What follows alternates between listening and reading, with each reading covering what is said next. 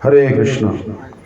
तो सर्वप्रथम हम आप सभी भक्तों का हार्दिक स्वागत करते हैं ये शुक्रवार ये नित्य श्रीमद् भगवद गीता कक्षा में। तो भी हम श्रीमद् भगवद गीता के 5वें अध्याय में हैं। पीछे आवाज़ नहीं। तो 5 अध्याय में हम प्रवेश कर चुके हैं। 5वें अध्याय में 5वें अध्याय के कितने श्लोक हुए थे? 7 तक हो गया था, है ना। तो मेन जो चर्चा का विषय अभी चल रहा है, जो तीसरे अध्याय में सेम विषय था, वही पंचम अध्याय में उसको आगे बढ़ाया गया। क्योंकि सबसे बड़ा एक प्रश्न रहता है ना, जब भी हम भक्ति करते हैं तो एक प्रश्न होता है। भगवान ने अर्जुन को आध्यात्मिक ज्ञान देना प्रारंभ किया, क्योंकि आत्मा के स्तर पे आध्यात्मिक ज्ञान प्रारंभ होता है। जब तक हम ये मानेंगे कि हम शरीर हैं, तब तक हम कुछ भी नहीं कर सकते, क्योंकि भक्ति जो है वह आत्मा का विषय है। भक्ति आत्मा के स्तर पे होती है, शारीरिक स्तर पे हम भक्ति कर नहीं सकते।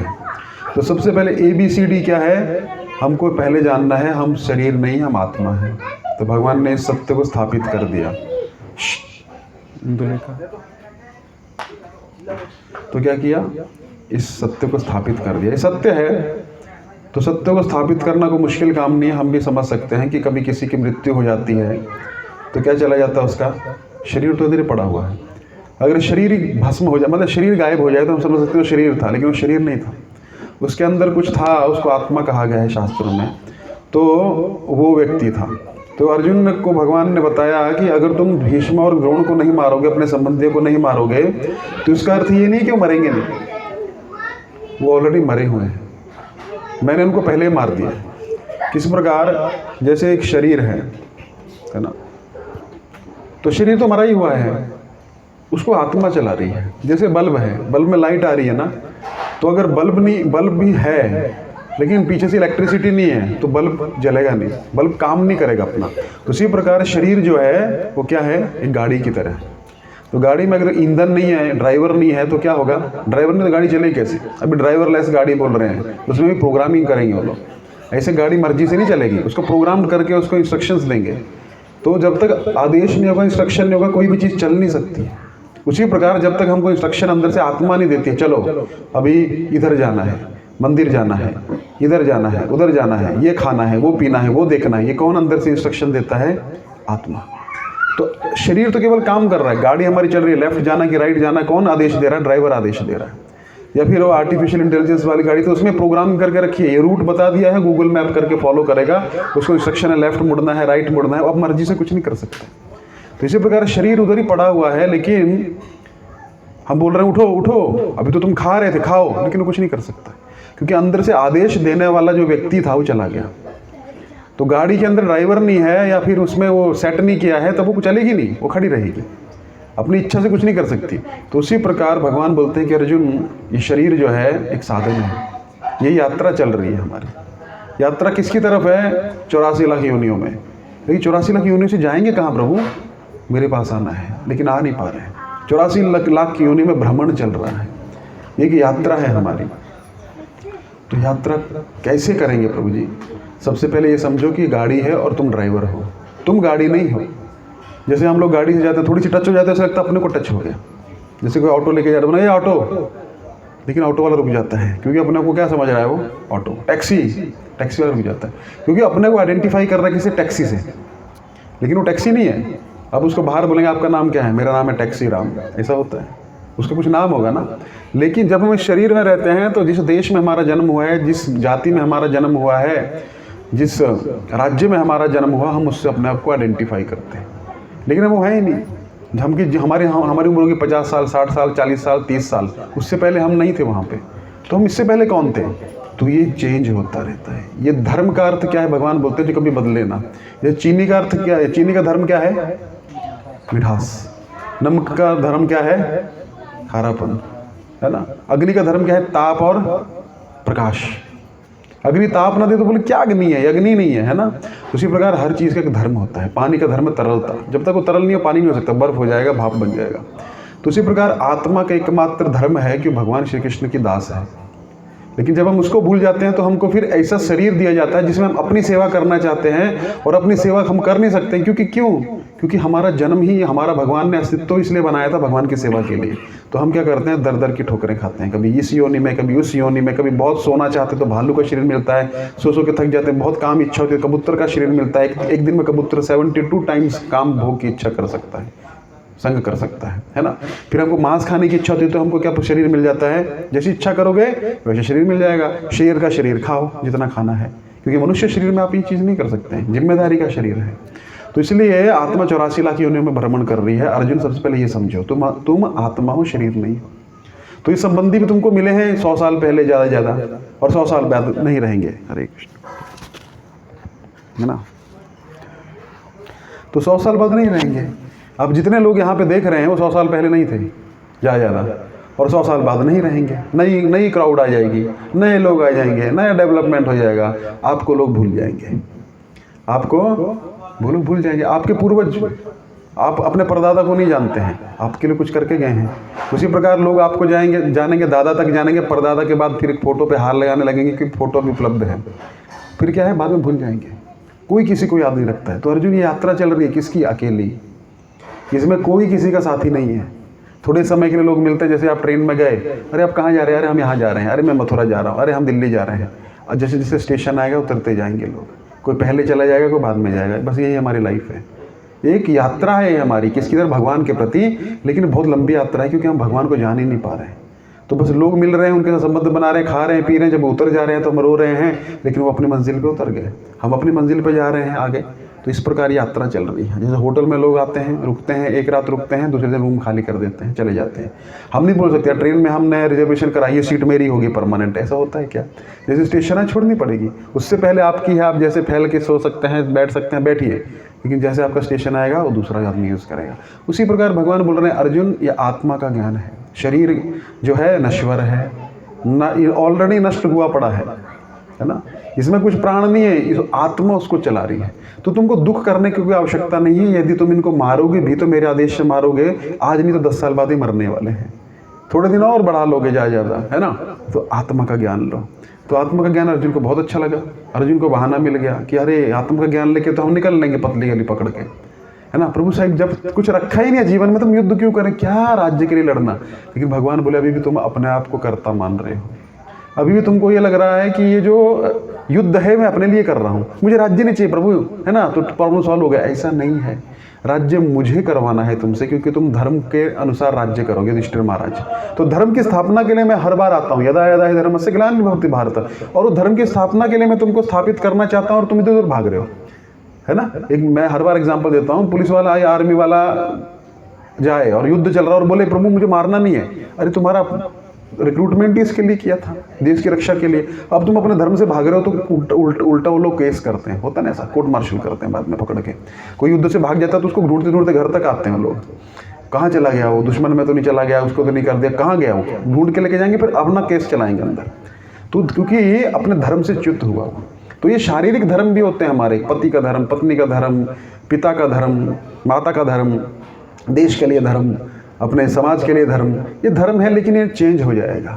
जैसे आपकी मृत्यु हो जाएगी, आज आप इंडिया में हैं, दूसरे जन्म में आप अमेरिका में पैदा हो जाएंगे तो अमेरिकन हो जाएंगे, वहाँ का रूल्स फॉलो करेंगे। I love America, I am proud to be American, slogan change हो जाएगा।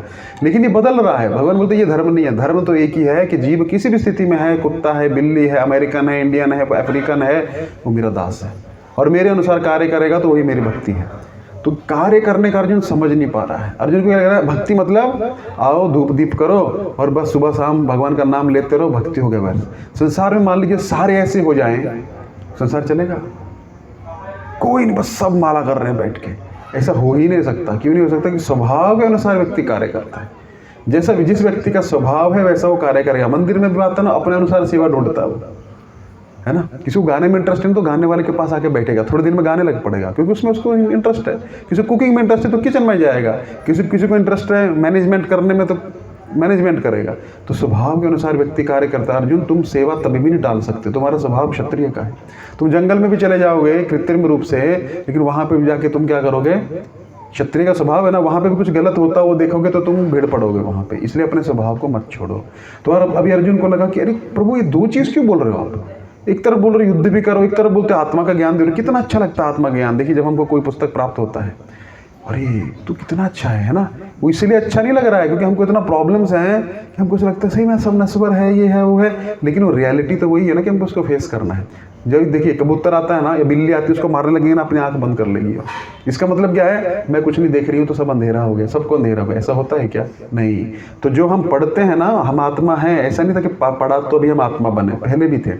लेकिन अपने कर्म को जब हम त्यागने की कोशिश करते हैं, भागने की कोशिश करते हैं, तो क्या होता है, वो हमको एक बहाना मिल जाता है। तो भगवान उससे अर्जुन को बचाना चाहते हैं।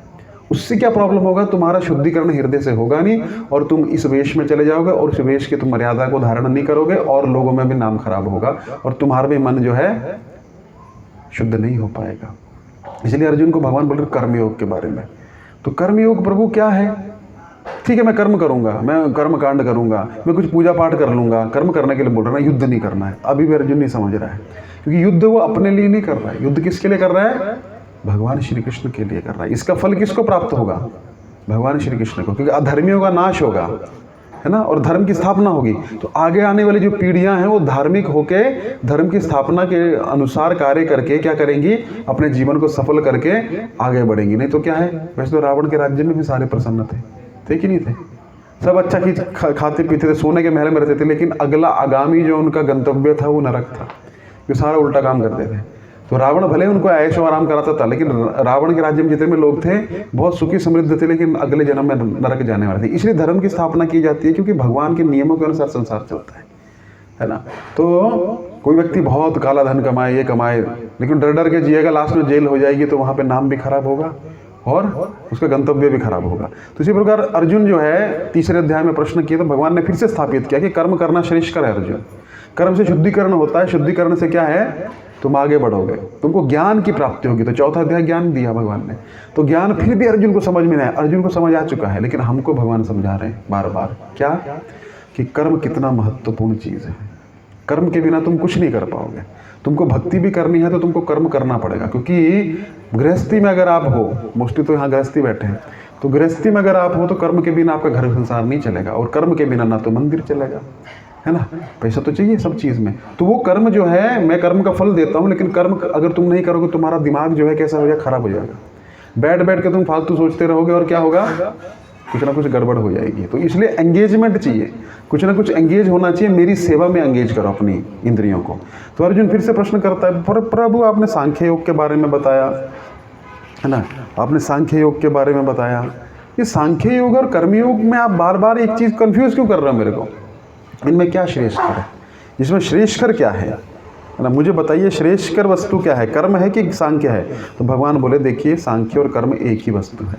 सांख्य का अर्थ है एक एक करके गिनते जाना और सोचना यार मैं तो सही में ये शरीर नहीं हूँ, मैं आत्मा हूँ। हमारे दादाजी चले गए, इतना वो उनका नाम था, हम सुनते थे, देखे थे उनको, कहाँ चले गए? मेरे पिताजी का इतना नाम था, वो भी चले गए। अब मैं कर रहा हूँ, मैं भी उनकी राह पे कर रहा हूँ, बहुत कमाया, ये किया, सब कुछ, मैं भी चला जाऊँगा, कहाँ जाऊँगा मैं? तो खोजने लगता है व्यक्ति, संख्या के द्वारा खोजता है। ये 5 इंद्रियाँ हैं, 5 इंद्रियों के विषय हैं, 5 इंद्रियों की तन्मात्राएँ हैं, 5 जो हैं ज्ञान इंद्रियाँ हैं, फिर क्या है, मन बुद्धि अहंकार है, फिर ये आत्मा है। अच्छा 24 तत्व है। अच्छा फिर मैं आत्मा हूँ, मतलब मैं ये सब कुछ नहीं हूँ। ये सब जो है संसार में पदार्थ पड़ा हुआ है, जब तक ये पदार्थ को जीवात्मा टच नहीं करेगा वो कुछ नहीं हो सकता। अभी ये बना जगह, कैसे बना? अपने आप ही कुछ अंदर से कुछ हुआ और इसे खड़ा हो गया, ऐसे नहीं होता ना। ये रोड बन रहा है, कैसे बन रहा है? कोई जीवात्मा लगा हुआ है इसमें, जेसीबी चला रहा है, आदमी लगे हुए हैं, बिल्डिंग बना रहा है ना। तो जब तक जीवात्मा पदार्थ में लिप्त नहीं होगा तब तक वो पदार्थ जो है रूप नहीं लेगा। तो वो सोचता है यार मैं पदार्थ नहीं हूँ, मैं तो आत्मा हूँ, तो मैं क्या करूँ, मैं अलग हूँ। तो वो संसार से विलग होता है, लेकिन विलग होने से काम नहीं चलेगा।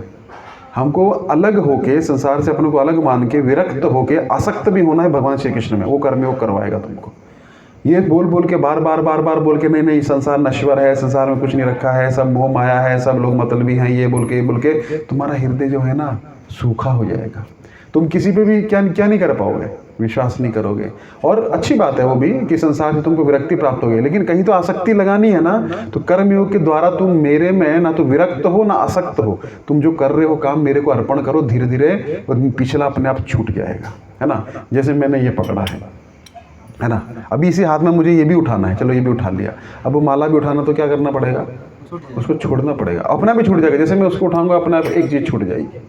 उसी प्रकार भगवान बड़ा सरल मार्ग बता रहे हैं कि वही मार्ग एक ही है, दो मार्ग हैं, गंतव्य एक ही है, लेकिन एक मार्ग बड़ा कठिन है। क्या बोलते हैं भगवान छठे श्लोक में, देखिए 5वें अध्याय के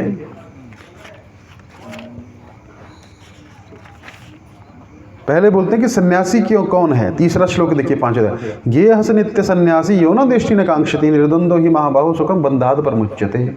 उसको सन्यासी जानो अर्जुन, भले वो गृहस्थी में है, भले वो काम धंधा कर रहा है, उसको सन्यासी जानो जो अपने काम से ना तो नफरत करता है ना प्रेम करता है, उसलिए काम कर रहा है, उसको करना है, ड्यूटी है। देखिए ड्यूटी होती है ना, हम लोग अपनी कभी कभी ना ड्यूटी करते हैं, प्रेम नहीं भी है तब भी करते हैं, है ना। तो ड्यूटी के लिए काम करना पड़ता है। जैसे माताएं होती हैं, अभी तो अच्छा लगता है चूल्हे के पास बैठना, चलो सेक भी लग रहा है ना, रोटियां भी बन रही हैं, लेकिन मई जून जुलाई में जो गर्मी पड़ती है उसमें क्या हाल होगा, तब भी रोटी बनाती है ना। तो ऐसे नहीं बोलती अभी क्या है हमको आनंद नहीं आ रहा हम रोटियां नहीं बनाएंगे, नहीं, तब भी बनाती हैं, ठंडी में भी बनाती हैं। वो आसक्त नहीं है इससे कि हम सिर्फ ठंडी में रोटियां बनाएंगे, गर्मी में नहीं बनाएंगे। उसी प्रकार तुम भी अपने कर्म से, जब अच्छा फल मिलेगा तभी मैं करूंगा, जब नहीं मिलेगा तो मैं नहीं करूंगा। तो ये क्या है, यो ना द्वेष्टि ना कांक्षति, जो ना आकांक्षा करता है कि अच्छा मिले और ना द्वेष करता अपनी ड्यूटी से, वो तुम्हारी ड्यूटी है। तुमको युद्ध करना है, ये अधर्मी लोग हैं, अब तुम जीतो हारो मरो जियो उससे मतलब नहीं है। जो भी हो मुझे अपना ड्यूटी करना है, ड्यूटी निभाते निभाते मैं मर भी गया तो मैं अपनी ड्यूटी निभाऊंगा, तो मुझे स्वर्ग की प्राप्ति होगी, पक्की बात है ना। दुर्योधन अपना धर्म निभा रहा है, देखो दुर्योधन भी स्वर्ग गया, पता है। क्षत्रिय लोग जो है अपना धर्म निभा के, लेकिन थोड़े समय के लिए, उसने पाप ज़्यादा किया, मिक्स रिएक्शन मिलता है। अच्छा किया है तो थोड़ा स्वर्ग भी जाएंगे, फिर ज़्यादा नरक किया तो ज़्यादा नरक जाएंगे, बुरा किया है तो जो वही सन्यासी है, क्योंकि सम्यक प्रकारेण न्यास, वो संभाव है, उसको कुछ पढ़ा नहीं है किसी ने। प्रशंसा हुई तब भी हरे कृष्णा बोलता है, किसी ने गाली दिया तब भी बोलता है कोई बात नहीं, हमारा कर्म था, लेकिन अपनी सेवा नहीं छोड़ा था। उसको सहन शक्ति कहा गया है। सहन शक्ति का मतलब ये नहीं है कि प्रभु जी आए हमको कोई पिन करता रहे, कोई मारता रहे, कोई गाली देता रहे तो हम सहन, नहीं। सहन शक्ति का मतलब है कुछ भी हो जाए अपनी सेवा नहीं छोड़ना है। कोई प्रशंसा करे ना तब भी सेवा छूट जाती है, नहीं अभी अहंकार आ गया है, अभी हम बड़े हो गए हैं, तब भी छूट जाएगी, उसको भी सहन करना है। प्रशंसा को भी सहन करना। और निंदा में तो एक अच्छी चीज़ होती है कि निंदा में व्यक्ति विनम्र हो जाता है ना। निंदा बड़ी अच्छी चीज़ है। कोई आपको दुख में ना व्यक्ति विनम्र होता है, सुख में जो ना सुख खतरनाक है और प्रशंसा खतरनाक है। प्रशंसा में आदमी फूल जाता है। अगर आपकी निंदा हो रही, गाली दे रहे हैं लोग, तब सोचो भगवान की विशेष कृपा है, तुरंत वो आपके हवा जो है ना फुस करके नीचे आ जाओगे। लेकिन प्रशंसा हो रही तो हवा में उड़ते जाओगे, तो भगवान की विशेष कृपा है। तो भगवान बोलते हैं वो नित्य सन्यासी सम्यक प्रकार में न्यासो संभाव रहता है, अपनी सेवा नहीं छोड़ता है ना। उसको जो सेवा मिला है, गाली देंगे तो भी करेगा, नहीं देंगे तो भी करेगा, कोई प्रशंसा को देखे ना देखे कुछ करे, वो अपना कार्य करता रहेगा। उसको सन्यासी जानो, क्योंकि वो व्यक्ति कार्य कर सकता है। एक व्यक्ति है, प्रशंसा होगा तो काम करेगा, निंदा होगा तो बंद कर देगा। वैसा लोग कभी कामयाब नहीं हो सकते, भौतिक में भी, है ना, वो तो छोड़ दो। तो ऐसे व्यक्ति निर्द्वंदो ही महाभाव, उसके मन में कोई द्वंद्व नहीं है कि सफलता मिलेगी तभी हम कंटिन्यू करेंगे, नहीं मिलेगी तब हम छोड़ देंगे, नहीं। जटायु को पता था कि मैं हारने वाला हूँ, क्या पता नहीं था जटायु को, फिर भी भिड़ गया। वो सेवा का मौका था ना। अब वो अगर नहीं भिड़ता तो उसको भगवान रामचंद्र आते, उसको अपनी गोद में उसको प्राण त्याग करने का अवसर प्राप्त होता, उनकी गोद में उनको तर्पण करते, भगवान उनकी अंत्येष्टि करते, नहीं करते। लेकिन उसका उसने फ़ायदा उठा लिया। ऐसे भी मरना ही है, 5-7 साल में बुढ़ा तो हो ही गया हूँ ज़्यादा, तो क्यों ना मैं जो है भगवान की सेवा करता हूँ, मरो तो मरा तो क्या होगा। आज भी उसका नाम रामायण में आता है तो सब लोग शीश झुका लेते हैं, है ना, कि भाई जटायु था, उसने भगवान के लिए प्राण दे दिया, है ना। प्राण तो ऐसे भी निकलने वाला था थोड़े दिनों में, लेकिन उसने प्राण दे। इसी प्रकार सेवा में जो व्यक्ति जुड़ जाता है, सेवा तो करना ही है। बाहर पत्नी के कर रहे हैं, सब्जी ला रहे हैं, सब्जी तो लानी ही है ना अरविंद प्रभु, तो क्यों ना मंदिर की लाई जाए, है ना। बाहर झाड़ू तो लगाना ही है, घर में अपना लगाते हैं, थोड़ा तो यहाँ पे भी लगाते हैं, तो वो क्या हो जाएगा, वही टेंडेंसी जो है आपका वो भगवान की सेवा में लग जाएगा और वो अमर हो जाएगा, अजर अमर हो जाएगा। इतिहास में आपका नाम लिख दिया जाएगा भगवान में। दमन में जब से सेंटर खुला था तो ये लोग थे, इन्होंने सेवा किया था। बाद में तो चलेगा, अपने आप चलता है। हर मंदिर का ऐसे रहता है, स्टार्टिंग में संघर्ष होता है, बाद में सिस्टम बन जाता है, चलते चलते तो लोग आते जाते हैं। स्टार्टिंग में लेकिन जो रहता है ना व्यक्ति, वही महत्वपूर्ण है, जिसने संभाला, है ना, क्योंकि उसने क्या किया, जब कुछ नहीं था तब मेहनत किया, बाद में फिर चलता है, फिर लोग जुड़ते रहते हैं। तो इसी प्रकार भगवान बोलते हैं मेरी सेवा करो अर्जुन, तुम धर्म की स्थापना कर दो, मैं तुमको क्रेडिट देना चाहता हूँ। ऐसा नहीं है कि तुम नहीं करोगे तो अरे मैं अपना काम नहीं करवाऊंगा, या आदमी बोले गंगा जी में हम स्नान नहीं करें तो गंगा जी का कुछ नुकसान हो जाएगा। नहीं, गंगा जी का कोई नुकसान नहीं है, नुकसान हमारा है। तो हमको ये सोचना चाहिए अगर हम सेवा में नहीं जुड़ेंगे भगवान की, तो भगवान बोल रहे हैं तुम सन्यासी नहीं हो, फिर तुमको कोई गाली दी तुम आना बंद कर दिए, तुमको सम्मान मिला तो तुम आओगे। तो हमको ये शर्त है, शर्त के अनुसार भक्ति करोगे। अर्जुन भी शर्त कर रहा है ना, प्रभु मैं नहीं करूँगा, मैं माला कर लूँगा, मैं जंगल में चला जाऊंगा, इससे मुझे अपयश प्राप्त होगा, मेरे रिश्तेदार मारे जाएंगे, लोग गाली देंगे, गाली से डर रहे हो मेरी सेवा के लिए। तो भगवान बोलते वो सन्यासी नहीं है, गाली मिले प्रशंसा मिले वो सन्यासी है, क्योंकि शरीर से परे हो गया है ना। अब उसको क्या लगता है हमारा तो कुछ नहीं है भाई, सब भगवान का है, और हम भगवान के लिए गाली भी खाएंगे, प्रशंसा मिलेगा, प्रशंसा को भी स्वीकार कर लेंगे, उसको सहन कर लेंगे, है ना। शिव जी ने क्या किया, विष आया ना तो सब भाग गए, है ना। अब विष कौन पिएगा, तो शिव जी ने क्या किया, विष को पी लिया, यहाँ पे रख लिया, इसलिए उनका नाम होगा नीलकंठ। तो विष पीना बड़ा मुश्किल है, अमृत के लिए सब भागे, असुर और देवता फाइटिंग हुआ लास्ट में, लेकिन विष के लिए कोई भागा, अरे हम पिएंगे, कोई नहीं भागता। जब मंथन होता है ना स्टार्टिंग में, तो पहले क्या निकलेगा, सबसे पहले विष ही निकलता है। जब भी कोई चीज़ शुरुआत होती है ना, उसमें लफड़ा ही होता है सबसे पहले। अब देख लीजिए कोई भी, बाद में तो फिर बहुत सारे लोग आ जाते हैं क्रेडिट लेने, अरे हमने किया। नहीं, विष पीने की जो ताकत है वो शिव जी के अंदर है, वो गुरु है ना। पहले तो क्या होगा, लफड़ा ही होगा, बहुत पहले क्या निकला, विष निकला, इधर उधर का। अमृत लास्ट में निकलता है, वो उसकी क्षमता जो है वो तब तक अमृत नहीं निकलेगा जब तक कोई विष धारण नहीं करेगा। अगर शिव जी विष धारण नहीं करते तो वहीं पे मामला रुक गया था, कोई आगे बढ़ने को तैयार नहीं कि हमको दे दो, क्योंकि शिव जी में क्षमता है। तो भगवान क्या बोल रहे हैं, उस प्रकार का सन्यासी बनो। शिव जी की गृहस्थी है, शिव जी यहाँ पे पार्वती को बैठाते हैं, पता आपको, देखा अपने को सन्यासी अपनी पत्नी को यहाँ बैठाते हुए फिर भी कथा करते हैं, इतना नियंत्रण है शिव जी का। शिव जी को महान कोई ये मनुष्य नहीं है, शिव जी इतने बड़े योगी हैं, भगवान के भक्त हैं। तो शिव जी जो है नित्य सन्यासी, ऐसा सन्यासी बनो अर्जुन, जो भी है सहन कर जाओ, समुद्र की भांति। समुद्र में कुछ भी डाल दोगे ना, वो नाला, कितना नाले, देखो नाले में बाढ़ आती है तो नाला ऐसा फट करके आ जाता है, समुद्र में बाढ़ नहीं आती। कितना पानी निकाल दो ना तो कम होगा। तो समुद्र की भांति आप गंभीर बनिए और मेरी सेवा में जुड़िए। वो नित्य सन्यास है, निर्द्वंद हो, उसके मन में कोई द्वंद्व नहीं है। हमको गाली पड़े, प्रशंसा हो, हार हो, जीत हो, प्रॉफिट हो, लॉस हो, हम सहिष्णु रहेंगे, हम सहन करेंगे, सेवा नहीं छोड़ेंगे। ऐसा नहीं कि वो कुछ उसको फर्क ही नहीं पड़ता, पत्थर है, उसको फर्क पड़ता है, कभी कभी झल्ला जाता है, लेकिन फिर दूसरे दिन आ जाता है, नहीं सेवा नहीं छोड़ेंगे, है ना। ऐसा नहीं कि भाई उसको आप कुछ भी बोलो तो वो हंसता रहेगा, नहीं, उसको भी गुस्सा आएगा, कभी कुछ बोलेगा, लेकिन दूसरे दिन फिर आ जाएगा। हमारे गुरुजी का कार्य है। एक बार हमारे गुरुजी अभी तो इस धराधाम पे नहीं है, तो गुरुजी एक बार बता रहे थे कि किसी को बता रहे थे, कल मैंने 21 घंटा मीटिंग किया, इतना मीटिंग किया। तो एक उनके शिष्य बोले कि महाराज आप ही अकेले थोड़े हैं, इतने सारे और सन्यासी हैं, आप इतना क्यों टेंशन लेते हैं इस्कॉन के बारे में, बहुत सारे सन्यासी। तो महाराज धीरे से बोले क्योंकि मेरे गुरु का कार्य है ना, क्योंकि मेरे गुरु का कार्य है जो मैंने अपने हाथों में लिया। तो प्रेम की वशीभूत सेवा होती है। प्रेम नहीं है तो ड्यूटी थी कि 8 घंटा किया फिर निकल लो, ये वाला वो नहीं है। ये तो भगवान के लिए सेवा क्या, नित्य सन्यासी, वो नित्य मेरे में रत रहता है। सुखम बंधाद पर मुच्यते, उसका क्या होता है, पूर्णतः मुक्त हो जाता है वो बंधन से अपने आप ही। उसको मुक्ति करने की आवश्यकता, मैं उसके बंधन खोलता हूँ।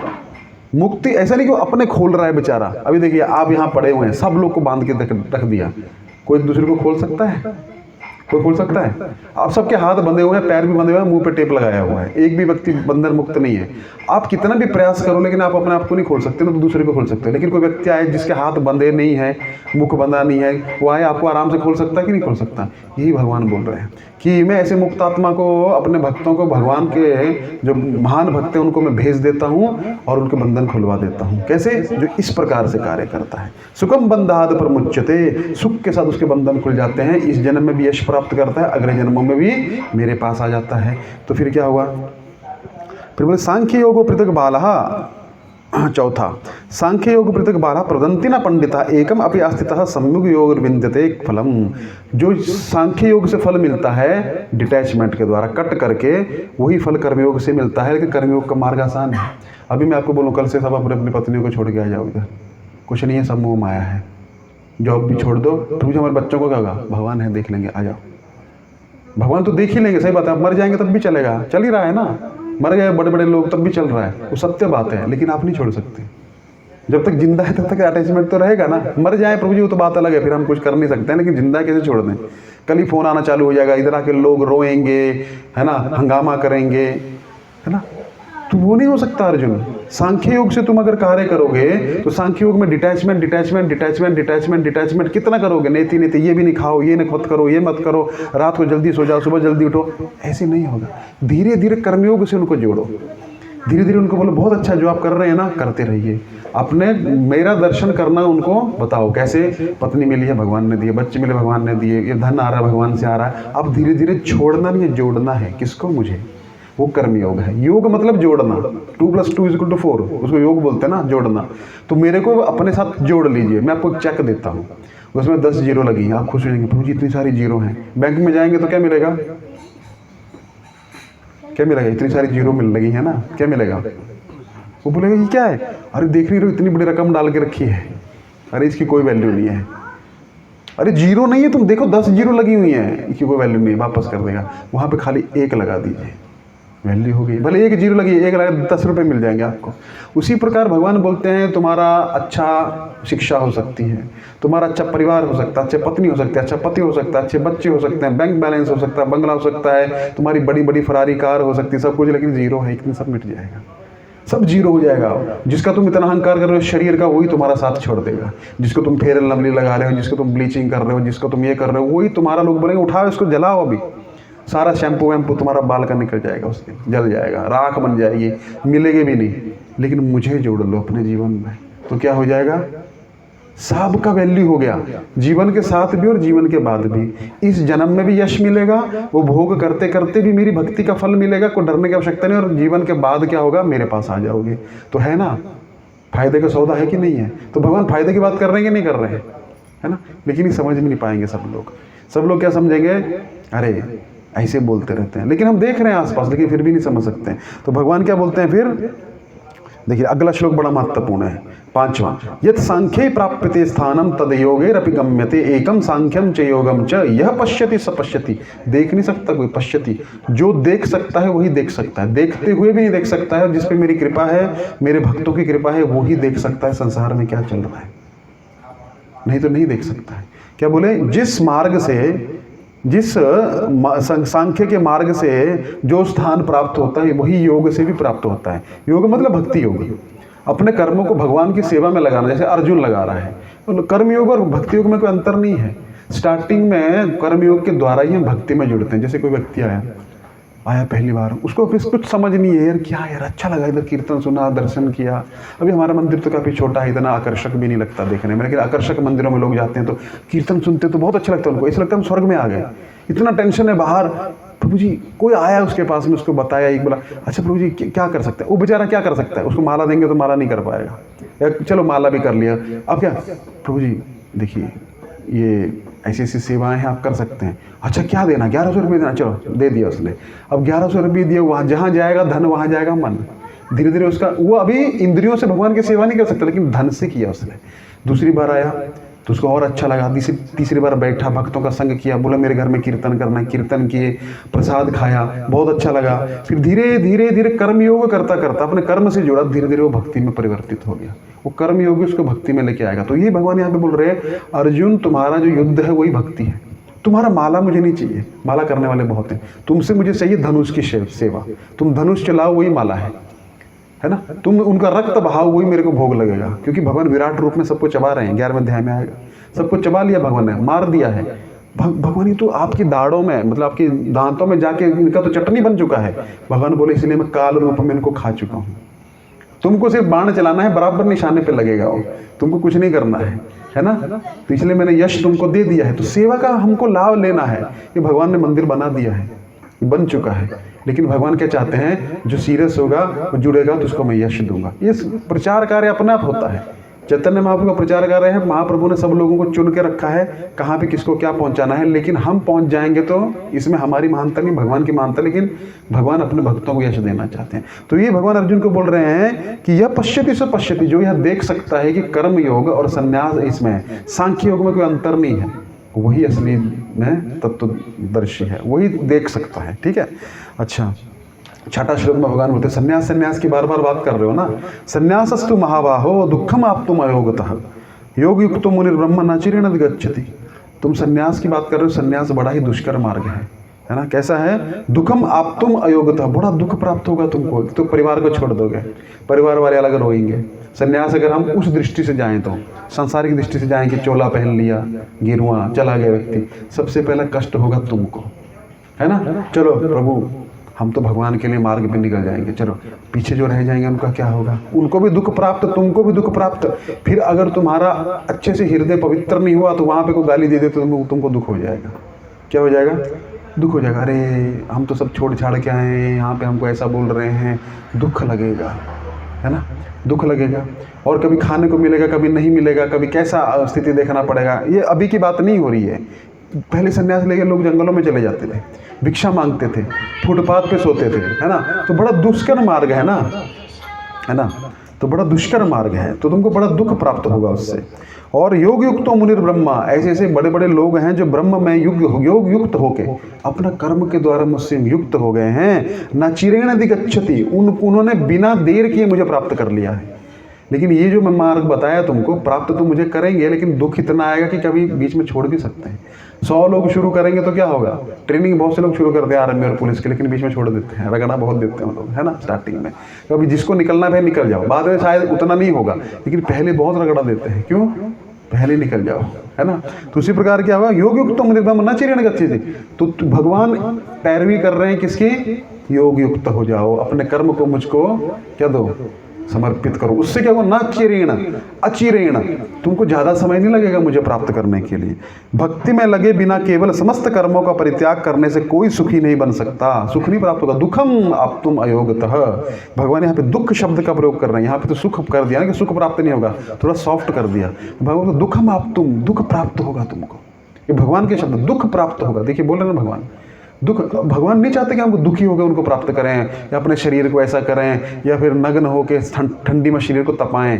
उससे ज़्यादा कष्ट तो हमको माला करने में होता है। ठंडी में तो फिर भी हम लोग शरीर को देखें, लेकिन माला करने का मन इतना अपने को परेशान करेगा, उसको जो सहन कर सकता है वो असली सन्यासी है अर्जुन।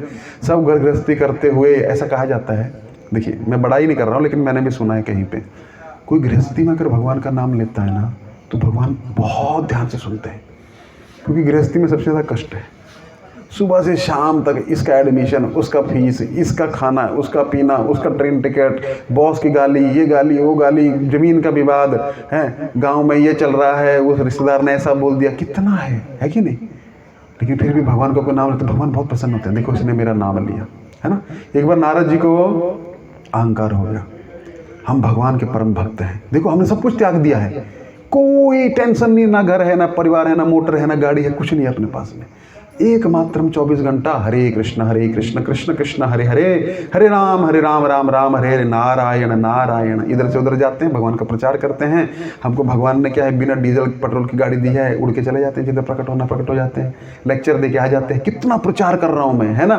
तो अब भगवान के मुख से मैं सुनना चाहता हूँ कि उनका प्रिय कौन है। भगवान को हर चीज़ मंजूर है, लेकिन अहंकार नहीं। भगवान अहंकार को बहुत बुरे तरीके से लेते हैं। भगवान को पसंद नहीं, क्योंकि अहंकार दूर कर देता है व्यक्ति को भगवान से। अहम आ गया ना, मैं आ गया ना, बस भगवान से दूर हो गया। क्योंकि भगवान को देखना बंद कर दिया उसने। हमको जो भी कुछ भी प्राप्त हो रहा है, भले आप अमीर हैं, करोड़पति हैं, कोई प्रॉब्लम नहीं है, लेकिन कुटिया में भी है ना, और बोल रहे हैं वाह हमारी कुटिया साहब की कुटिया से बहुत अच्छी है, उसमें भी अहंकार है ना। जो भिखारी रहता है ना, वो भी सोचता है देखो उसको 5 मिला, मेरे को 10 रुपये मिला, उसमें भी अहंकार है। तो बात धन में नहीं होती है, ना तो पोजीशन में होती है, बात पता किस में है, बात है मन से अहंकार को निकालना बड़ा मुश्किल है ना। एक बड़ा अच्छा मैं हर बार बोलता हूँ कि तप तपस्या के सहारे इंद्र बनना तो सरल है, स्वर्ग का ऐश्वर्य पाकर मद भुलाना ही कठिन है, साधना का पथ कठिन है। तब उससे बहुत कर लोगे, इंद्र का पद भी मिल जाएगा, लेकिन इंद्र का पद लेके मद जो होगा ना, अहंकार, उसको भुलाना बड़ा कठिन है। उस पर कार्य करो, तब तपस्या लोग कर लेते हैं। हिरण्यकश्यप ने बड़ी तपस्या की, क्या किया बाद में, भगवान विष्णु का दुश्मन हो गया। है ना। रावण बड़ा तपस्वी था, ज्ञानी था, क्या फायदा उस ज्ञान का।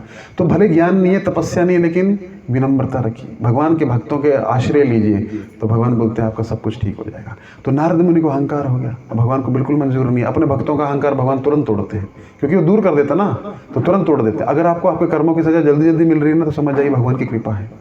थोड़े में ही अगर किसी का अपमान कर दिया और आपका अपमान होगा, तो समझ जाना चाहिए भगवान सबक दे दिया।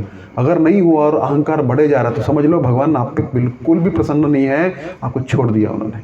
कर तो जितना कर, ऊपर चढ़ाएंगे, फिर जो ऊपर से फेंकेंगे ना, तो हड्डी पसली टूट जाएगी सारी। तो ये थोड़े में मिल रहा है ना, आज कुछ किया और शाम को फल मिल गया, तो समझो ठीक है, भगवान चाहते हैं भाई, भगवान कुछ बताना चाहते हैं। आपका पिता है ना, आपसे प्रेम करता, तुरंत एक थप्पड़ मारेगा सिगरेट पी के आएंगे तो, है ना। ऐसे नहीं बोलेगा पीने तो कैंसर होगा तब देखूंगा, ऐसा बोलेंगे पीने दो, अच्छे से पीने दो, कैंसर होगा तब जाके बोलूँगा, देखा नहीं। समझाएंगे, दो थप्पड़ मारेंगे, सिगरेट छीनेंगे, डंडा मारेंगे, रोज नज़र रखेंगे। वो प्रेम है ना, तो भगवान उस पर। और छोड़ दिया तो जाओ, ये तो कुछ करता नहीं, मरने दो जाना। तो उसको छोड़ दिया, तो भगवान कृपा कभी कभी नहीं करते हैं किसी पे। कृपा किस लिए होता है, दूर कर देंगे उसको, देखो नहीं आ पाएगा उस सेवा में। अगर वैष्णव अपराध करेंगे तो किसी ना किसी माध्यम से परिवार में कला क्लेश दे देंगे, फाइनेंशियल प्रॉब्लम दे देंगे, कुछ ना कुछ ऐसा बीमारी दे देंगे, आ ही नहीं पाएगा उठ के। तो अगर आप यहाँ पे आ पा रहे हैं, तो इस मतलब भगवान की बड़ी कृपा है आप पे, है ना। तो नारद जी को क्या हो गया, अहंकार हो गया। तो नारद जी भगवान के पास गए, तो भगवान बोले आइए नारद जी, कैसे आना हुआ है। नारायण नारायण प्रभु प्रणाम हो, है ना, ऐसा ऐसा है। नारद जी बोले, भगवान बोले हाँ नारद जी कैसे आना हुआ, वो जानते हैं। प्रभु एक प्रश्न था। क्या प्रश्न था, आपका सबसे प्रिय भक्त कौन है। भगवान बोले हमारा सबसे प्रिय भक्त जो है ना, एक गांव में रहता है। अरे नारद मुनि को सदमा लग गया, गांव में ऐसा कौन सा भक्त हो गया। अच्छा सन्यासी है क्या, सन्यासी नहीं है, गृहस्थी में है, 4 बच्चे हैं उसके, ऐसा कौन सा हो गया। अच्छा रात दिन भजन करता है ना, रात दिन भजन भी नहीं करता है, किसान है, सुबह शाम खेती करता है, पूरे दिन खेती करता है। अच्छा फिर क्या भजन करता है, कुछ नहीं करता है। तो ऐसा कैसे, जाओ आप देखो क्या करता हूँ। नारद जी चले गए। भाई एक तो देखो ब्रह्मचारी नहीं है, सन्यासी नहीं है, कुछ नहीं है, 4 बच्चे हैं, जमीन बोता है और सब चला रहा है, कैसे भक्त हो गया। गए तो देखा वो बेचारा सुबह उठा, बोला हे कृष्ण हे गोविंद, आपकी बड़ी कृपा है, आपने आज मुझे नया दिन दिया है, प्रभु आपका मुझे स्मरण होता रहे। ऐसा उठा, अपना नहाया धोया, रोटी खाया, हल उठाया चला गया। अब हल जोता उसने, दोपहर हो गया, फिर से भोजन आया, तो भोजन पे बैठा, प्रभु आपकी बड़ी कृपा है, आपकी कृपा से हे गोविंद हे नारायण हे कृष्ण, आपकी कृपा से मुझे प्रसाद प्राप्त हो रहा है। प्रसाद खाया, फिर सो गया। फिर से खेती किया, शाम को फिर घर पे आया, अपना हल रखा, फिर से नहाया धोया, भगवान का पूजन थोड़ा किया, हे कृष्ण हे गोविंद आपकी बड़ी कृपा है ना, फिर से भोजन किया, सो गया। अब नारद जी बोले यार ये तो 24 घंटे जप भी नहीं करता, 16 माला भी नहीं करता, 4 नियम पालन भी नहीं करता, ऐसा कुछ लग नहीं रहा है, इसमें क्या है, ऐसा क्या विशेष है इसमें। तो भगवान तो वापस गए, तो नारद जी जाके बोलने वाले थे, प्रभु आपको शायद गलत फहमी हो गई है, कुछ नहीं करता है ऐसा, आप जो बोले ना ऐसा तो कुछ कर नहीं रहा है, वो सुबह शाम नाम लेता है, मेरे को देखो, अल्लाह ऐसा बोलने वाले थे। 24 आवर्स नाम लेता हूँ, आपकी सेवा में रहता हूँ, आपके प्रचार में रहता हूँ। लेकिन जैसे ही वो वैकुंठ में प्रवेश किया, भगवान बोले देखिए नारद जी एक बड़ा जरूरी काम आ गया है ना, वो आप ही कर सकते हो।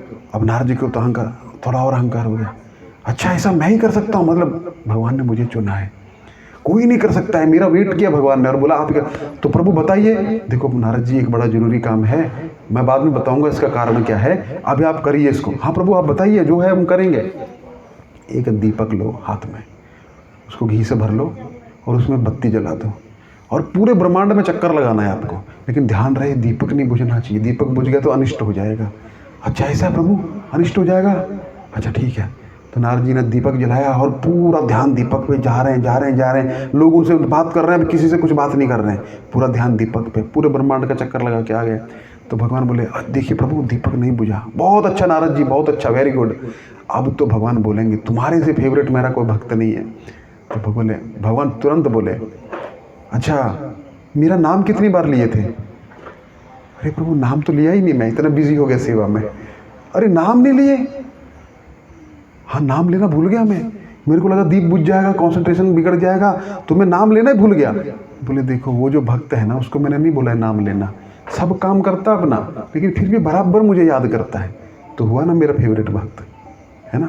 तो भगवान का नाम लेने के लिए आपको छोड़ने की आवश्यकता नहीं है, जो कार्य आप कर रहे हैं वो करते रहे। नारद जी शर्मा गए और नारद जी को उनका पाठ मिल गया बिना बताए। वो लोग समझदार रहते हैं, हमारी तरह नहीं डाल, इतना कुछ होने के बाद हाँ समझा नहीं क्या बोले, है ना, क्या हुआ, इसका मतलब क्या हुआ, ऐसा नहीं है। उनको तुरंत समझ में आ गया कि हमारी गलती कहाँ है, हमने बहुत बड़ा गलती कर दिया कि नाम लेते रहो काम करते चलो, है ना।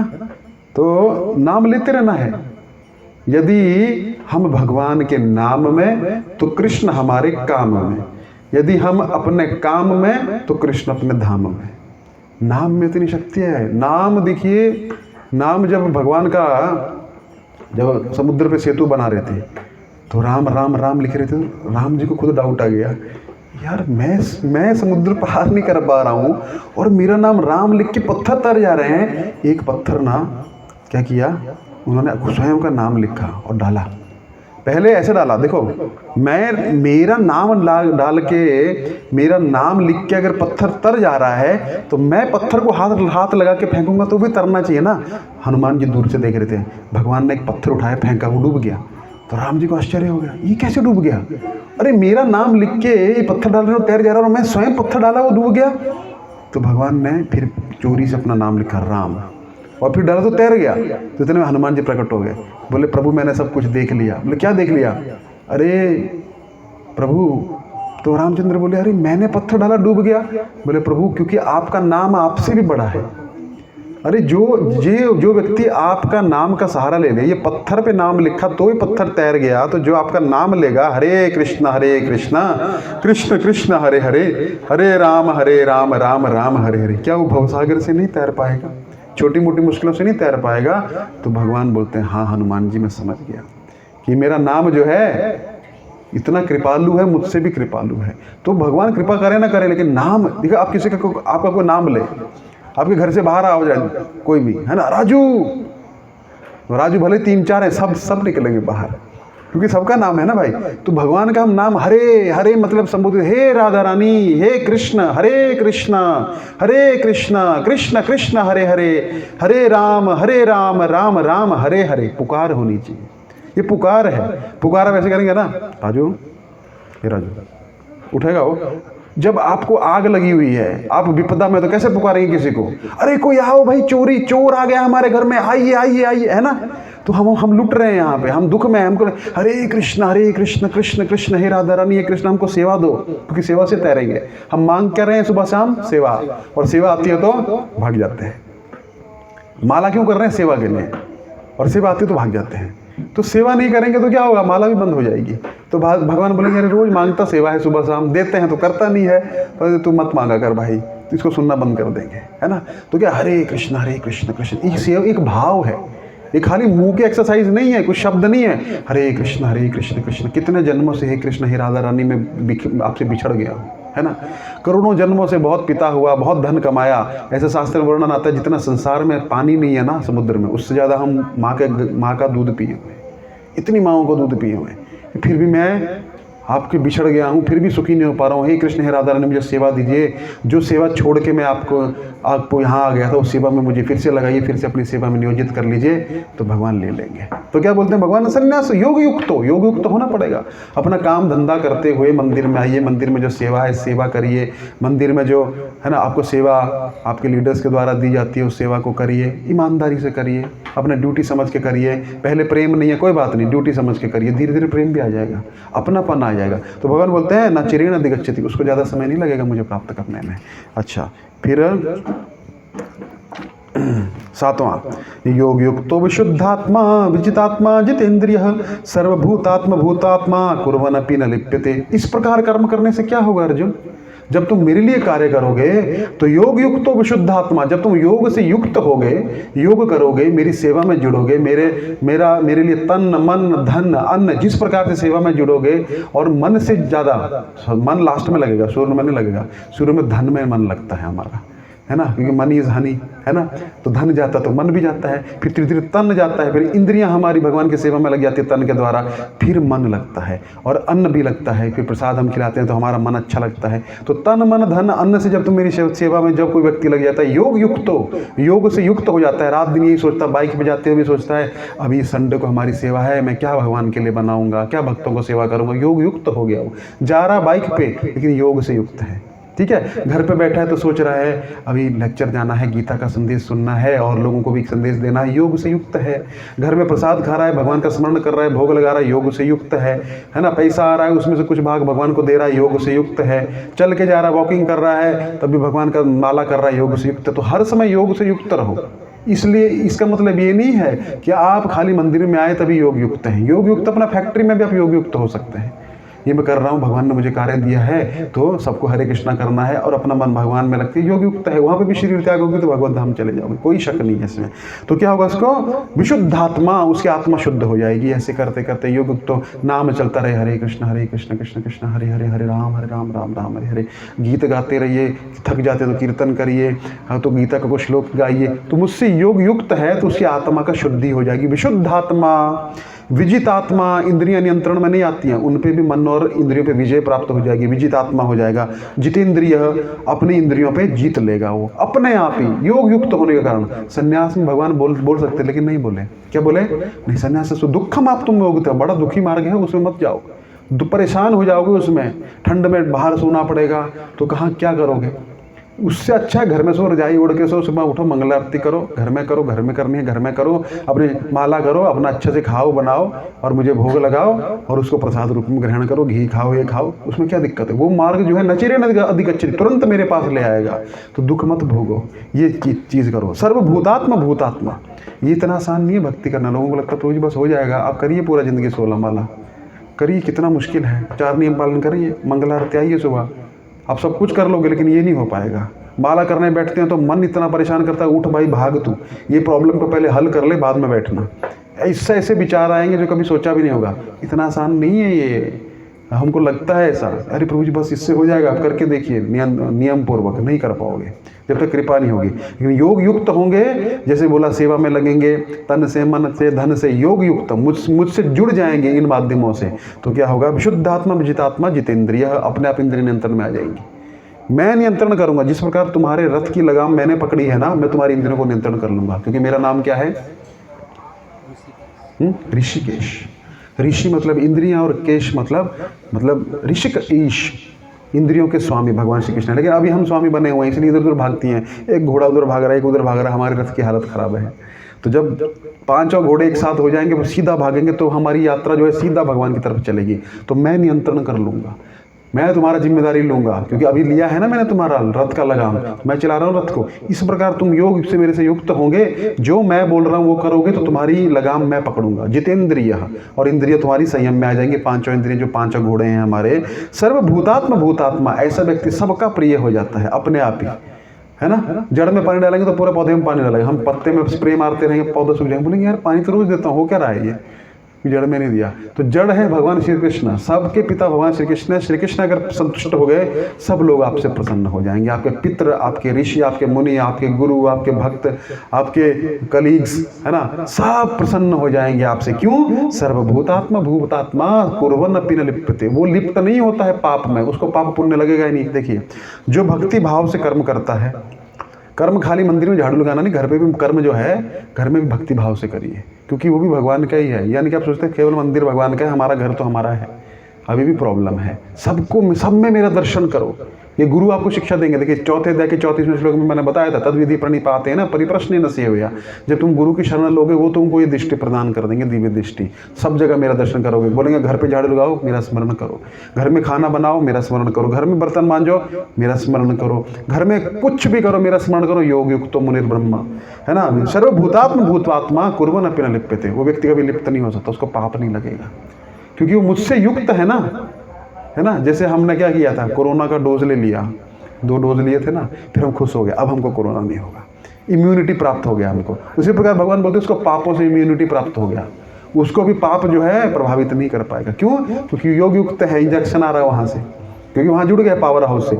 अब उसको पाप जो है, इसी प्रकार तुमको लग रहा है कि मैं पाप करूंगा मारने से, ये पाप नहीं है, क्योंकि तुम मुझसे युक्त हो।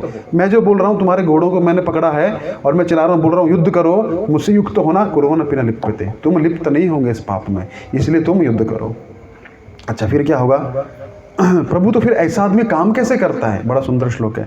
नैव किंचित करोमिति युक्तो मन्येत तत्त्ववित् पश्यन् श्रीमन् स्पर्शन जिग्रन अश्नन् गच्छन् स्वपन ससन प्रलपन विसृजन गृहन् उन्मिषण अन्विषनपि इंद्रियाणि इंद्रियार्थेषु वर्तन्त इति धारयन्। वो व्यक्ति क्या करता है? नैव किंचित करोमिति, कुछ नहीं करता है। तो प्रभु फिर आप तो बोले करना है, करते हुए भी कुछ नहीं करता है। कैसे? नैव किंचित करोमिति युक्तो मन्येत तत्त्ववित्, जो तत्व से मुझे जानता है सब कुछ करते हुए, तुम सबको मारोगे फिर भी तुम नहीं मारोगे।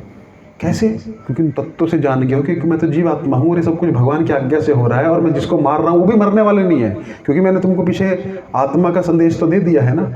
तो मैंने तुमको जब बता दिया है कि आत्मा ना तो मरती है ना जन्म लेती है, एक शरीर से दूसरे शरीर में जाती है, तो तुम कैसे मार रहे हो? भीष्म पितामह भी मर नहीं रहे, क्योंकि तुम तत्व से जान रहे हो।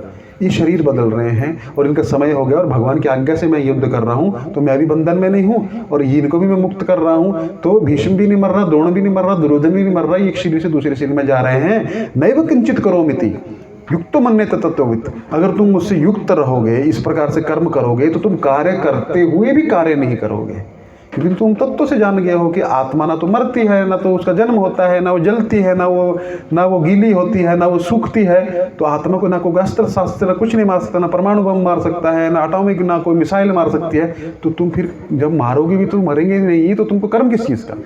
और मैं तुमको क्या करूंगा? पाप से मुक्ति दे दूंगा, क्योंकि पाप है ही नहीं, क्योंकि तुम योग युक्त हो, मुझसे युक्त होकर युद्ध कर रहे हो, मेरी बात को मान के युद्ध कर रहे हो। पश्यन, ऐसे व्यक्ति जब किसी को कुछ देखता है, देखते हुए भी कुछ नहीं देखता है। शृण्वन, सुनते हुए भी कुछ नहीं सुनता है। स्पर्श करता है किसी वस्तु को तो केवल स्पेस सेवा के लिए कर रहा है, उसका कोई योजना नहीं है उसमें। स्पर्श करते हुए स्पर्श नहीं करता। जिग्रन, कुछ सूंघता है, सूंघते हुए भी नहीं सूंघता है। अश्नन, खाता हुआ भी कुछ नहीं खाता, वो शरीर को चलाने के लिए खा रहा है, उसको पता है ईंधन डाल रहा हूँ गाड़ी में, ये गाड़ी रहेगी तो मैं क्या करूँगा? अच्छे से सेवा कर पाऊंगा, है ना। गच्छन, कहीं पर जा रहा है तो भी ऐसे नहीं सोचता मैं जा रहा हूँ, मैं अपने शरीर को लेके जा रहा हूँ। जैसे आप गाड़ी लेके जा रहे हैं तो ऐसे बोलते मेरी स्कूटी जा रही है, मैं स्कूटी पर कहीं जा रहा हूँ, मेरी गाड़ी जा रही है। गाड़ी थोड़ी जा रही, मैं यहाँ पे मैं वापी जाऊँगा, ऐसा बोलते हैं ना। ऐसा नहीं बोलते आज प्रभु जी मेरी गाड़ी वापी जाएगी, ऐसा बोलते हैं क्या? आज प्रभु जी मेरा जो शरीर है ना वो मटर पनीर खाएगा, ऐसा बोलते हैं ना। ऐसा नहीं, मैं खाऊंगा ना, लेकिन उसको पता है कि मैं नहीं खा रहा हूँ, शरीर के अंदर डालूंगा, शरीर को ऊर्जा प्राप्त होगी। वो करते हुए भी कुछ नहीं कर रहा है, क्योंकि वो अपने आप को आत्मा के रूप में रियलाइज कर लिया है उसने। स्वप्न देखता हुआ भी वो स्वप्न नहीं सोचता है, मतलब सोते हुए भी वैसे नहीं सोचता कि मैं सो रहा हूँ। शरीर को रेस्ट देना जरूरी है। हमारी बाइक में कभी कभी या हमारी गाड़ी में सर्विसिंग करानी पड़ती है ना, तो क्यों? इसी प्रकार की सर्विसिंग गाड़ी को देनी पड़ेगी ताकि मैं कल जल्दी मंगल आरती उठ पाऊँ, है ना। या फिर मैं लाइफ लॉन्ग भक्ति करना है तो अपनी गाड़ी को मुझे अच्छे से रेस्ट देना पड़ेगा। 10 बजे सो के सुबह 4, साढ़े 4, 5 बजे उठना है, तो मैं सोऊंगा, अब रात को 12 बजे सोऊंगा, 5 बजे उठूंगा तो गाड़ी काम नहीं करेगी। तो इसलिए गाड़ी को चलाने के लिए, ताकि मेरी यात्रा अच्छे से चले, इसलिए गाड़ी को सर्विसिंग कराना जरूरी है। इसलिए वो करते हुए भी कुछ नहीं करता है। वो लगेगा आपको जल्दी सो गया, लेकिन जल्दी इसलिए नहीं सोया कि उसको नींद आ रही है, बड़ा आनंद आ रहा है, सुबह जल्दी उठना है इसलिए मैं सो गया। वो खा क्यों रहा है? क्योंकि मैं अच्छा नहीं खाऊंगा तो भक्ति नहीं कर पाऊंगा। वो कपड़ा क्यों ओढ़ रहा है? अगर सर्दी होगी तो मैं सेवा नहीं कर पाऊंगा, बीमार पड़ जाऊंगा, तो शरीर का मेरा कुछ लाभ नहीं है, इसलिए वो करते हुए भी कुछ नहीं कर रहा है। वो कमा क्यों रहा है? अगर मैं कमाऊंगा तो मेरे परिवार वाले भक्त कैसे बनेंगे, उनको मैं कैसे वृंदावन लेके जाऊंगा, उनको कैसे मैं भंगारी मंदिर बन रहा है, मंदिर में कैसे योगदान दे पाऊंगा भगवान की सेवा में। इस प्रकार से वो सोचता है। तो वो करते हुए भी कुछ नहीं कर रहा, भले वो फैक्ट्री में और मजदूरों की तरह जा रहा है और लोगों की तरह काम कर रहा है, लेकिन क्या बोले? पश्यन शृण्वन स्पर्शन जिग्रन अश्नन गच्छन स्वपन ससन प्रलपन विसृजन। प्रलपन का अर्थ होता है बात करता हुआ भी बात नहीं कर रहा है, क्योंकि कृष्ण के बारे में बात करता है। बाकी लोग बंधन में फंस रहे हैं, इसकी निंदा उसकी निंदा, पॉलिटिक्स ये वो, है ना, ट्रेडिंग मार्केटिंग ये वो, लेकिन बात करते हुए बात कर रहा है, लेकिन बात मेरी कर रहा है। तो क्या हो रहा है? बात करते हुए बात नहीं कर रहा, उसको लग रहा है मैं तो सिर्फ अपने सेवा के लिए बात कर रहा हूँ, बाकी मुझे किसी से बात करने की कोई जरूरत नहीं है, क्योंकि मैं तो शरीर नहीं, मैं तो आत्मा हूँ, मैं तो इस शरीर को यूज कर रहा हूँ भगवान की सेवा में। प्रलपन विसृजन, जब विसर्जन का मतलब होता है कुछ मल मूत्र त्यागता है ना, तब भी ऐसे नहीं सोचता। जैसे क्या गाड़ी कोई हम सर्विसिंग करते हैं, कचरा निकलता है ना, ये तो कचरा है।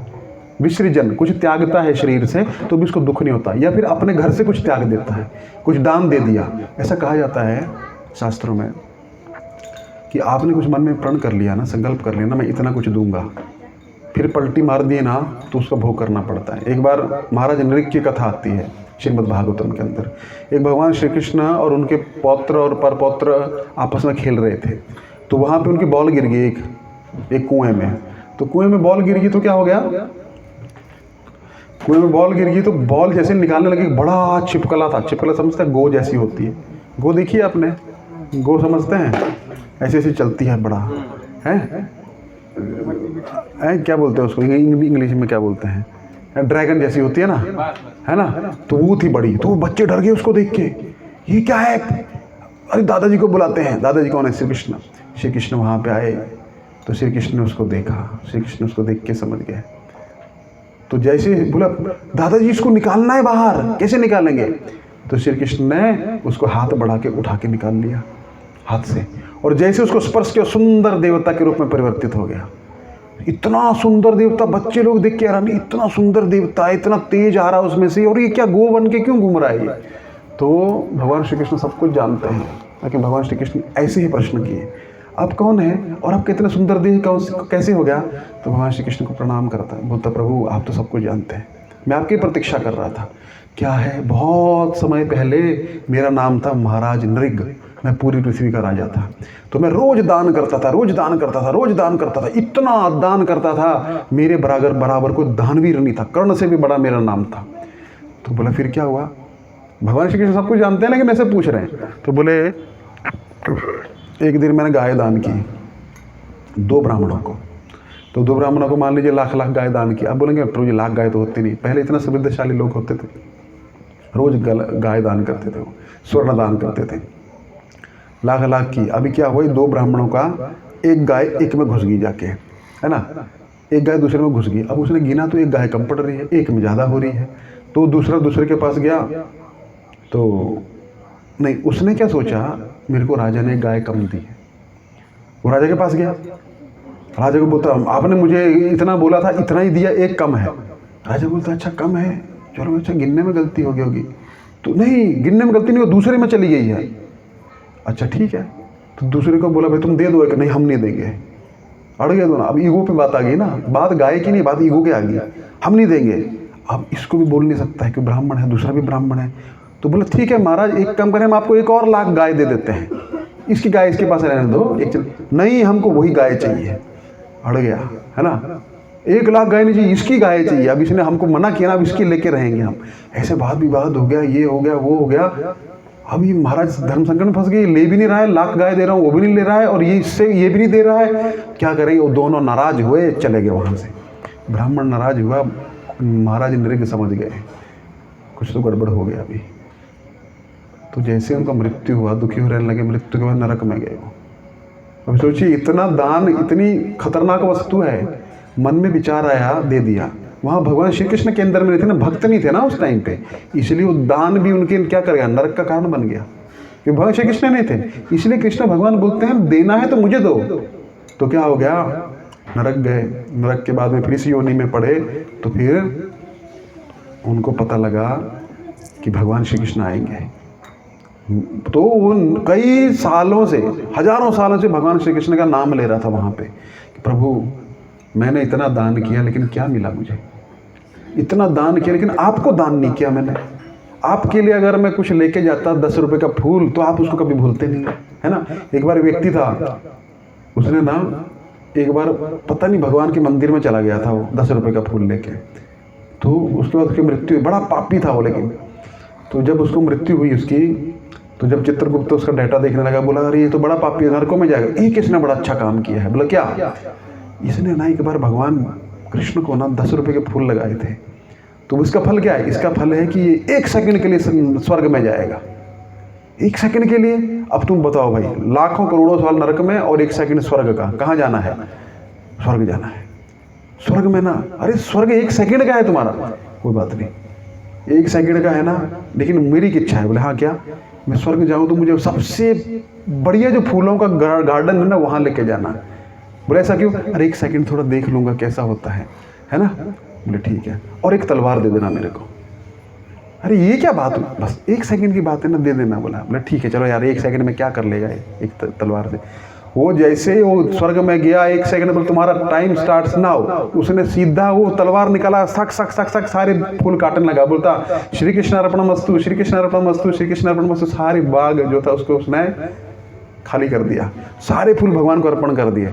अब चित्रगुप्त बोलते हैं, यमराज बोलते हैं अब देखो जरा डेटा, अब तो प्रभु उसके सारे पाप ही नष्ट हो गए, क्योंकि सारे फूल अर्पण कर दिए इसने भगवान को। अब ये नित्य भगवान के धाम में चला जाएगा, इसको धाम में भेज दो, स्वर्ग भी नहीं जाएगा।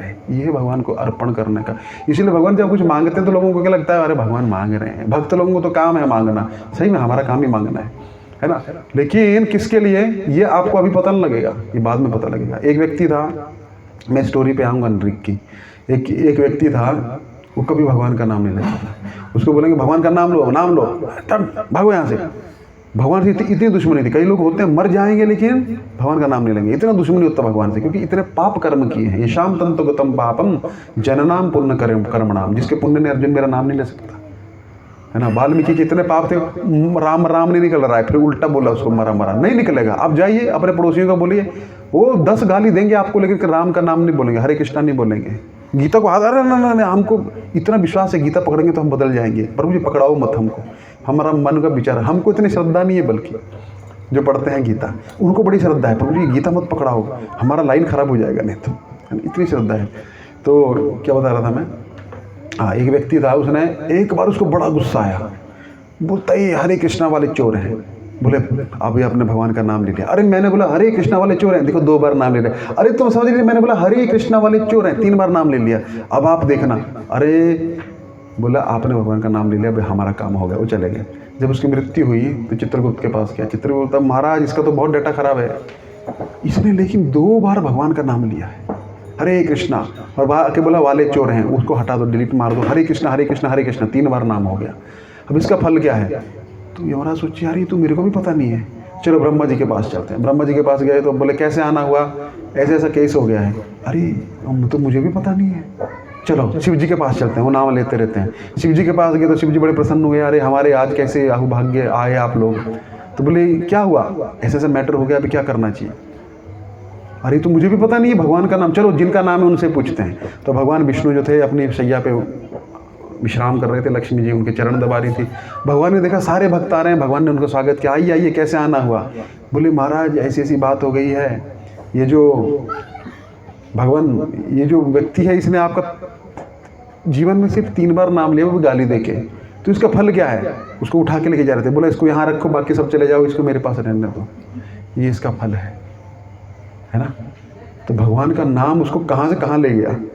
तो भगवान का नाम ऐसे, अब बोलेंगे प्रभु जी तो फिर सारे ले सकते हैं, नहीं ले सकते। आप जाइए ट्राई करिए अपनी सोसाइटी में, कोई नहीं लेगा। जो लेता है हरे कृष्णा करता है वो भक्त बन जाएगा, आज नहीं तो अगले जन्म में, अगले जन्म में। और बाकी जो नहीं बनेंगे उनको जाइए आप, बिल्कुल नाम मिल लेंगे, आपको गाली भी देंगे और भगा देंगे मार के, क्योंकि उनके भाग्य में नाम ही नहीं है। अफ्रीका में आप जाइए, बेचारे को खाने को नहीं मिलता, भगवान का नाम तो भूल जाइए। हम तो इंडिया में, तो हमको लगता है क्या बहुत आसान है। आसान हमारे लिए है क्योंकि हमारे कुछ पिछले जन्मों के पुण्य हैं और प्रभुपाद जी की कृपा है जो हमको इतना आसानी से नाम प्राप्त हो रहा है। सुबह शाम हमारा एक ही काम है, प्रसाद खाओ, नाम लो, नाचते रहो, गाते रहो, है ना। फिर भी हमको क्या है, अच्छे से नहीं ले पाते हैं, लेकिन फिर भी कृपा है, पता नहीं कौन से जन्म का पुण्य उदय हुआ है। तो महाराज नृग ने जब ये कथा भगवान को सुनाई तो भगवान ने एक चीज़ बोला, जो मुझे नहीं देता है उसका सारा दान बेकार हो जाता है, भले वो सुमेरु पर्वत जितना दान कर दे। कर्ण जो था महादानवीर था, लेकिन जब मरने लगा तो कर्ण था भगवान का सॉफ्ट कॉर्नर भी था, कुंती का पुत्र था ना, कुंती भगवान की बुआ है, तो बुआ के लिए अभी भक्त है ना, तो कर्ण को उद्धार करने के लिए भगवान गए। कर्ण को बोला, कर्ण तुमने सबको दान दिया है, मुझे दान नहीं दिया, तुमको नरक जाना पड़ेगा, तुम स्वर्ग भोगोगे लेकिन नरक भी जाना पड़ेगा। जो मुझे दान देता है, भले ही 2 रुपया 2 पैसा या कुछ भी मेरे लिए करता है, मैं इसको कभी भूलता नहीं हूँ, है, तो मुझे दान दो। कर्ण बोलता है मैं अभी क्या दान दूँ आपको, मैं तो मर रहा हूँ, तुम्हारे मुंह में एक सोने का दांत है, वो दो। कैसे दूँ, दो। तो उसने पत्थर उठाया, तोड़ के दे दिया। अब देने लगा तो बोला ऐसे मैं लेता नहीं हूँ, इसको शुद्ध करके दो। तो उसने बाण मारा, वहाँ पे गंगा को प्रकट किया, उससे वो दांत को धोया, भगवान को दे दिया। बोले भगवान बोले आज तुम्हारा दान सफल हुआ, अब तुम पवित्र हो गए, अब तुमको कुछ नहीं होगा। तो ये भगवान ने उसका क्या किया, मांगा ना, लेकिन हमको क्या लग रहा, कृष्ण कितने निर्दयी है ना, मांगने चले गए। मांग के जो लिया जाता है, हरण तो वैसे भी कृष्ण आपका हरण, तो उनका नाम हरि है, ऐसे भी सब लेने ही वाले हैं मृत्यु के समय, तब बड़ा दुख होगा। लेकिन अगर स्वेच्छा से दे देंगे तो क्या होगा, आपके दुखों को हरण कर लेंगे, आपके कष्टों को, आपके पापों को हरण कर लेंगे, हरण तो करेंगे। तो जो बाहर जितने लोग घूम रहे हैं ना, उनका भी हरण कर रहे हैं, धीरे धीरे आयुष हरण कर रहे हैं। उनका काल रूप में उनका सब कुछ हरण कर रहे हैं, लेकिन उनको पता नहीं लग रहा है। और भक्तों का क्या हरण कर रहे हैं? दुख को हरण कर रहे हैं, कष्ट को हरण कर रहे हैं, पापों को हरण कर रहे हैं, और हमको अपने पास लेके जा रहे हैं और उनको नरकों की तरफ धकेल रहे हैं। भगवान नहीं कर रहे हैं, वो अपने कर्म से कर रहे हैं। तो महाराज नृत्य की कथा से हमको पता लगा। इसी पर सुदामा की भी कथा है। सुदामा को गरीबी क्यों आई? उसने भगवान को दिया नहीं। इसमें हम बहुत बार चर्चा कर चुके हैं। तो भगवान यही पता, योग युक्त तो जो तुम कर रहे हो मुझे दो।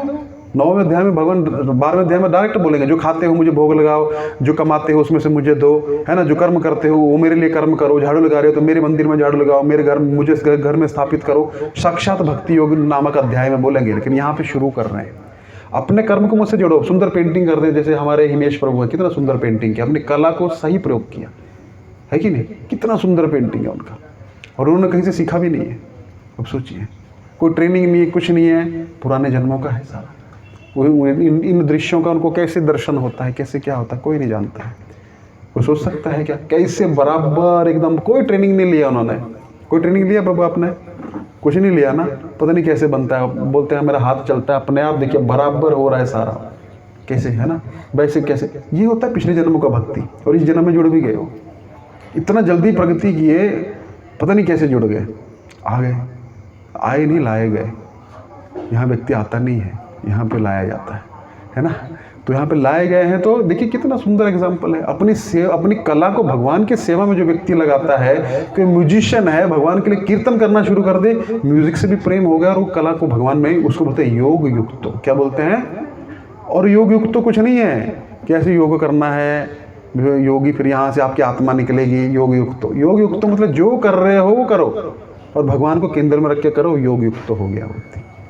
समझ रहे हैं? आपकी नहीं समझ रहे हैं? सिंपल सरल भक्ति है। सरल के लिए सरल है, लेकिन जो कॉम्प्लिकेटेड है उसके लिए कॉम्प्लिकेटेड बहुत है ना। समझ ही नहीं आएगी। तो सरल के लिए सरल है, सिर्फ अपनी सेवा। कितने लोग आते, कितना सुंदर, कितने मोर बना, कितने सुंदर मोर बनाए। देखिए कोई ट्रेनिंग नहीं है, ट्रेनिंग वाला नहीं बना सकता है, क्योंकि पिछले जन्मों का ट्रेनिंग है। पिछले जन्मों में भगवान की भक्ति की हुई है, इसलिए इस जन्म में तुरंत भक्ति प्राप्त हो गई और भगवान ने सेवा में भी नियोजित कर लिया। दमन में क्यों पैदा हुए? भगवान को पता था आगे क्या होने वाला है। मुंबई में होते तो ये मौका मिलता बनाने का? नहीं मिलता। अब सोचिए इस बात को, लॉजिक लगाइए, यहीं पे क्यों हुए, यहीं पे क्यों भगवान के ऑल्टर में सेवा कर रहे हैं, यहीं पे क्यों जुड़ रहे हैं? क्योंकि सबके लिए भगवान का एक प्लान है, लेकिन हम नहीं समझ पाते, इसलिए हम डर जाते हैं, है ना। भगवान देखो, बच्चे को ना पिताजी ऊपर उछालता है तो बच्चा हंसता है, देखा आपने? क्यों हंसता? उसको पता पिताजी नीचे में जो पकड़ेंगे। उसी प्रकार जब हमारे जीवन में कष्ट आए तो समझने का भगवान हमको उछाल रहे हैं, टेस्ट कर रहे हैं, पकड़ वो लेंगे हमको। लेकिन जो भौतिकवादी है ऊपर से उछलता है, नीचे गिरता है, हाथ मुंह दांत सब टूट जाते हैं उसके। उसी प्रकार भगवान को जो भक्त है भगवान छोड़ते नहीं है उसको। तो इसी प्रकार हमको आस्था होनी चाहिए भगवान में। जो यहाँ पे लाया है वो आगे चलाएगा भी। जो हमको सेवा मिल रही है करते रहिए। जो हमको मार्गदर्शन मिल रहा है, पूरा नहीं कर पा रहे हैं 10% 20% प्रयास करिए। अगर आप दौड़ नहीं सकते हैं तो चलिए, चल नहीं सकते हैं तो रेंगिए, रेंग भी नहीं सकते तो इच्छा करिए कि मुझे रेंगना है, कि मुझे चलना है। तो वो इच्छा आपको आगे बढ़ाएगी। तो इसलिए भगवान के बोल रहे सर्वभूतात्म भूतात्मा कुर्वन् अपि न लिप्यते। उसको कोई भी कर्म का बंधन नहीं लगेगा जो इस प्रकार मुझसे जुड़ जाएगा। और कितना सुख वाला मार्ग है। पिछला दुखम आप तुम अवगतः बोल चुके हैं। और दूसरे के बंधन पर मुच्यते, सब बंधन खुल जाएंगे उसके। तो इसी प्रकार व्यक्ति ये सब कुछ करते हुए भी कुछ नहीं कर रहा है अर्जुन। वो खा रहा है, पी रहा है, सो रहा है, जॉब पे जा रहा है, ये सब बोले ना भगवान यहाँ पे, है ना। सब कुछ कर रहा है, पेंटिंग कर रहा है, ड्राइंग कर रहा है, ये कर रहा है, लेकिन उसको क्या लग रहा है? तुम्हें भगवान की सेवा कर रहा हूँ, भगवान ने कला दिया है, उनकी सेवा में लगा रहा हूँ, है ना। क्योंकि सब कलाएं उनसे आ रही है। मैं क्या कर रहा हूँ? मैं तो सिर्फ भगवान की सेवा कर रहा हूँ। हे प्रभु, सब कुछ आपका है, आपके कारण मुझे प्राप्त हुआ है और मैं आपकी सेवा में लगा रहा हूँ। इस प्रकार व्यक्ति को क्या होता? इंद्रियाणी अर्थेषु वर्तन्त इति धारयन्। वो वही चीज़ें स्वीकार करता है जो उसको अपने शरीर और आत्मा को साथ में रखने के लिए चाहिए, है ना। अगर गुरुजी बोले कि तुमको महल में रहना है तो महल में रहेंगे, गुरुजी बोले कुटिया में रहना तो कुटिया में। उसकी कोई पर्सनल अटैचमेंट नहीं है, ये ध्यान दीजिए। कोई लोग होते नहीं, प्रभु जी हमको फटे पुराने ही पहनने। क्यों पहनने फटे पुराने? अच्छे कपड़े पहनो, जाओ प्रचार करो, जाओ। भक्त को भिखारी थोड़े होता है। अर्जुन को भिखारी है क्या? भिखारी के वेश में है क्या? अम्बरीश महाराज को भिखारी थे क्या? युधिष्ठिर महाराज पूरे संसार के राजा थे, प्रहलाद पूरे संसार के राजा थे, ध्रुव पूरे संसार के राजा थे। भिखारी कहाँ भक्त होते हैं भगवान के? लेकिन वो ऐसा जीवन जीते हैं कि हमको कोई अटैचमेंट नहीं है। लेकिन भगवान बोलते हैं, गुरु बोलते हैं नहीं, अच्छा कपड़ा पहनो, अच्छे महल में रहो, सोने के महल में रहो। तो क्या होगा? भगवान उसमें भेद नहीं करते हैं। मैंने पिछली बार भी बताया था कि नारद मुनि एक बार युधिष्ठिर महाराज के इधर आए, तो युधिष्ठिर महाराज का सुंदर महल है, तो उनको प्रणाम कर रहे हैं। नारद को युधिष्ठिर महाराज बोले, अरे हम तो गृहस्थी में हैं, पूरी मोह माया में फंसे हुए व्यक्ति हैं, आप हमको क्यों प्रणाम कर रहे हो? बोले, अरे आप नहीं जानते हैं, भगवान श्री कृष्ण जो है द्वारिका में गए थे दर्शन करने, बोला वो कहाँ है? वो द्वारिका की रानियाँ बोलती हो तो हमारे पास भी नहीं रहते हैं। वो कहाँ रहते हैं? पांडवों के पास ही रहते हैं बस, है ना। तो इसलिए तो कुंती महाराज ने प्रार्थना की, प्रभु अभी सब ठीक हो, अभी आप जा रहे हैं, दुख था तो आप हमारे साथ नहीं चाहिए ऐसा सुख, हमको दुखी रखिए ताकि आप हमारे पास रहें। तो भगवान जो है महल कुटिया ये वो फटा पुराना इसमें नहीं आकर्षित होते, भगवान हृदय की भावना से आकर्षित होते हैं। इसलिए भगवान अर्जुन को बोल रहे कि मैं चाहता तुम राज्य करो। नहीं प्रभु मैं जंगल में रहूंगा, नहीं मेरी इच्छा नहीं है। आपके पिताजी बोले बेटा एक गिलास ठंडा पानी देना, आप बोले पिताजी को मैं बढ़िया सर्विस करूंगा, उसमें आप पिस्ता मलाई है ना, बादाम ड्राई फ्रूट्स किशमिश सब डाल के काढ़े उसको लेके आए, पिताजी पी ले। अरे बेटा प्यास लगी है, पिताजी ये आपको बहुत पोषण देगा, ये तो मैं आपके लिए बड़ा बेस्ट चीज़ लेके आया हूँ। अरे इसको बाद में देना भाई, पहले पानी पिला दे। तो इच्छा क्या है वो समझना पड़ेगा। तो भगवान की इच्छा क्या है कि युद्ध में युद्ध हो, धर्म की स्थापना हो और राजा धार्मिक बने और सब प्रजा धार्मिक हो। ये भगवान की योजना है जो अर्जुन नहीं देख पा रहा है।